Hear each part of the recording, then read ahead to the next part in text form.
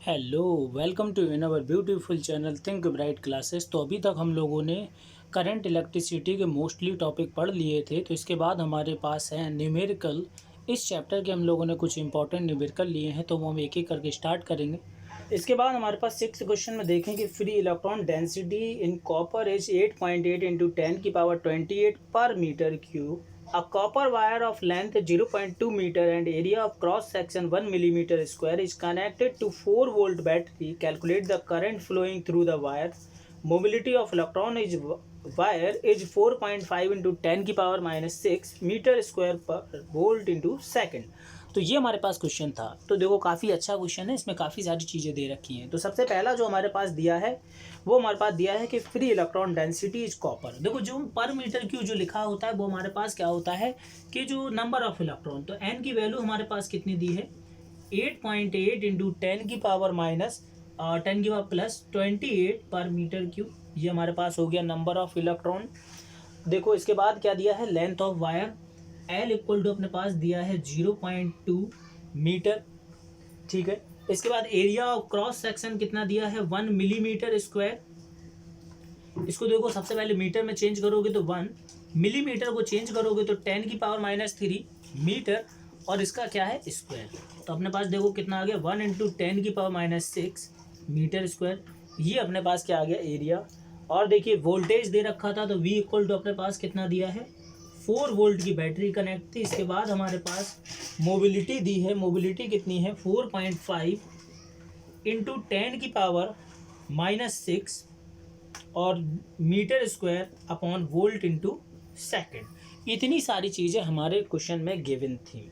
और हमसे पूछा क्या था कि हमें बताना था कि करंट हमारे पास कितना होगा। ठीक है, करंट इक्वल टू फार्मूला एक हम जानते हैं NEAVD हमारे पास फार्मूला होता है। एन हमारे पास गिवन है, ई की वैल्यू गिवन हो या ना हो हमें तो पता होती है, ई की वैल्यू पता होती है, ए की वैल्यू गिवन है। ठीक है, 3 चीज़ें गिवन थी, केवल एक ही चीज़ गिवन नहीं थी, वो हमारे पास क्या है VD। ठीक है, हम लोगों ने जब मोबिलिटी की डेफिनेशन पढ़ी थी तो मोबिलिटी इक्वल टू फार्मूला होता था VD अपॉन ई, VD अपॉन ई। तो VD की जगह हम लोग क्या सब्स्टिट्यूट कर सकते हैं, म्यू इंटू ई। अरे हमारे पास तो ई की भी वैल्यू नहीं है। ई की अगर वैल्यू नहीं है तो देखो क्या कर सकते हो, इसको देखो हम लोग क्या लिख सकते हैं म्यू, और ई इक्वल टू फार्मूला होता है V अपॉन एल। तो देखो VD की जगह हम लोगों ने क्या लिखा NEA, और VD की जगह क्या लिख सकते हो म्यू V अपॉन एल। अब देखो जो हमने फार्मूला बनाया इसमें हमारे पास सारी वैल्यू गिवन थी। तो देखो एन की वैल्यू अपने पास कितनी है 8.8 इंटू 10 की पावर 28। ई की वैल्यू कितनी होती है 1.6 इंटू 10 की पावर -19।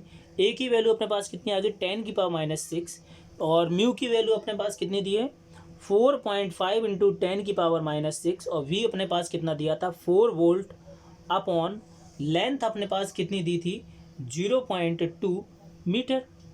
इसको तो किसी से भी काट दो, 2 8 16, और इस अगर आई की वैल्यू को हम लोग सॉल्व करें तो अपने पास कितना आ जाएगा 1.267 एम्पियर। तो कैलकुलेशन है, सिर्फ आप केवल मल्टीप्लाई कराना था इस क्वेश्चन के बाद। हमारे पास काफ़ी सिंपल सा क्वेश्चन दिया है कि the 3 colour bands of a carbon resistor are blue, black and yellow. If a potential difference of 30 volt is applied between its terminal, calculate the current flowing through it. ये हमारे पास question था।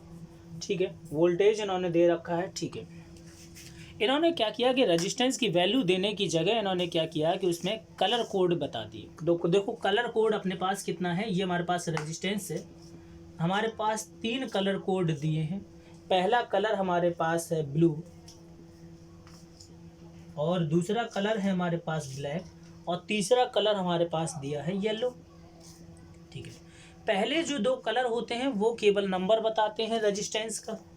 ठीक है, तो देखो अगर हम लोग टेबल से देख पा रहे होंगे तो टेबल में ब्लू कलर किसको दिया है, हमारे पास ब्लू कलर है 6 नंबर को, और ब्लैक कलर जो दिया है वो हमारे पास पहले शुरू में ही होता है 60 हो गया, इंटू जो थर्ड कलर होता है उसको हम लोग पावर में लिखते हैं, तो देखो 10 लिख दो, और जो येलो कलर का नंबर है उसको देखो अपने पास कितना है 4।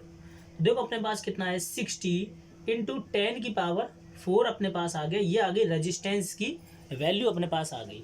वोल्टेज देखो अपने पास 30 वोल्ट अपने पास दिया था, V equal to I R कौन नहीं जानता है, I equal to V upon R कोई भी लिख सकता है। देखो V की वैल्यू कितनी है 30 और R की वैल्यू कितनी है 60 इंटू 10 की पावर 4।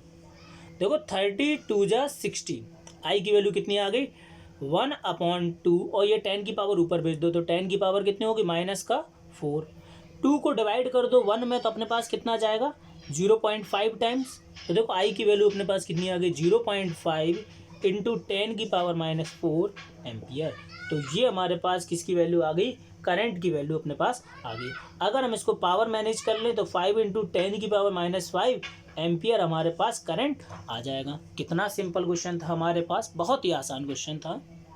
इसके बाद हमारे पास जो नेक्स्ट क्वेश्चन है उसमें केवल इक्विवेलेंट रेजिस्टेंस फाइंड करना है। तो पहले हमारे पास जो क्वेश्चन था, तो देखो सीरीज जो कनेक्शन दिया है उसमें हमारे पास क्या होता है कि जो रेजिस्टेंस है सीरीज कनेक्शन में क्या होता है कि जो आर इक्विवेलेंट हम लोग लिखेंगे वो कुछ नहीं R1 plus R2 plus R3 simply हम लोग जोड़ देते हैं। तो जोड़ना तो देखो कितना आसान है, ठीक है। तो हमारे पास आर इक्विवेलेंट कितना आ जाएगा 9 ओम। बिल्कुल ही सिंपल क्वेश्चन था। अब ऐसे क्वेश्चन दिखते हैं, ऐसे क्वेश्चन में क्या होता है कि हमारे पास ना समझ में आता है कि सीरीज है कि पैरेलल है। ऐसे क्वेश्चन में सबसे पहला टास्क देखो, स्टेप बाय स्टेप सिखाएंगे, ऐसे क्वेश्चन करना बहुत आसान है। देखो सबसे पहला काम है कि हम बना ले पॉइंट्स। देखो किन किन जगह जंक्शन बन रहे हैं, किन किन जगह जंक्शन बन रहे हैं, तो हमने बना लिए जंक्शन, ठीक है। इसके बाद देखो जहाँ पे ऐसा कोई रास्ता मिले जहाँ पर कोई रेजिस्टेंस नहीं है, तो ये जो अगर ए पॉइंट है तो ये भी कौन सा पॉइंट होगा ए, अगर ये पॉइंट है तो ये भी घूम के कौन सा पॉइंट बन गया बी। अब इस फिगर को थोड़ा सा मॉडिफाइड कर लें, हमने 2 पॉइंट लिखे ए और बी। अब देखते हैं कि ए और बी के बीच में एक 3 ओम का रेजिस्टेंस बना है, तो भाई बना लो और टिक कर लो। फिर देखो ए और बी के बीच में एक और 3 ओम का लगा था, तो हमने एक और 3 ओम का रेजिस्टेंस जोड़ दिया। फिर देखो एक और ए और बी के बीच में एक और रेजिस्टेंस लगा था 3 ओम का, ठीक है, एक और जोड़ दिया। देखो तीनों के तीनों किस में आ गए, पैरेलल में आ गए। और पैरेलल में तो जोड़ना काफ़ी इजी होता है। तो 1/r इक्विवेलेंट अपने पास कितना आ जाएगा 1/3 प्लस 1/3 प्लस 1/3। इनका एलसीएम कितना आ जाएगा 3, ऊपर कितना आएगा 1 + 1 + 1, आंसर आया 3/3, कट के हमारे पास कितना है 1/1। अब इस पर एक आमतौर पे होने वाली गलती, इसको करना होता है अपोजिट। तो देखो 1/r इक्विवेलेंट की वैल्यू आई है अपने पास 1/1। तो देखो इसको अपोजिट करोगे तो नीचे की वैल्यू ऊपर पहुंचेगी, तो हमारे पास आंसर वही आया 1। लेकिन अगर कभी 1/2 आ गया होता तो इसको जब उल्टा करते तो आंसर कितना आता 2। तो समझ रहे हो ना कि इसको चेंज करना काफ़ी इंपॉर्टेंट हो जाता है। तो ऐसे क्वेश्चन जो आखिरी क्वेश्चन है ये होमवर्क में है। देखो 4 4 4 किस में दिख रहे हैं, सीरीज में। आंसर कितना आना चाहिए खुद बता दे, बिल्कुल कितना आएगा 12, ठीक है, बिल्कुल सिंपल सा। ये दोनों किस में दिख रहे हैं, सीरीज में। भाई सामने सामने है ना, सीरीज में दिख रहे हैं। तो 4 × 4 कितना बनाएंगे 8। तो इन दोनों को हटा के जो नया फिगर बनेगा वो कैसा बनेगा 8, और नीचे अपने पास कितना होगा 4।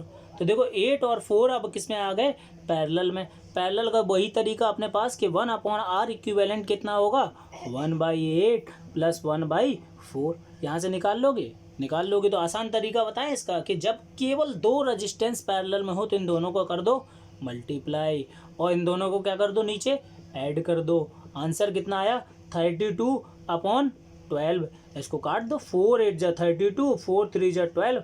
अपने पास आंसर कितना आ गया 8/3 ओम। तो ये अपने पास आंसर आ गया। तो ऐसा ही सेम इसमें भी आएगा, बिल्कुल सेम क्वेश्चन। तो ये हमारे पास कुछ इंपॉर्टेंट क्वेश्चन थे। हमारे पास जो चैप्टर चल रहा था इलेक्ट्रिक करंट,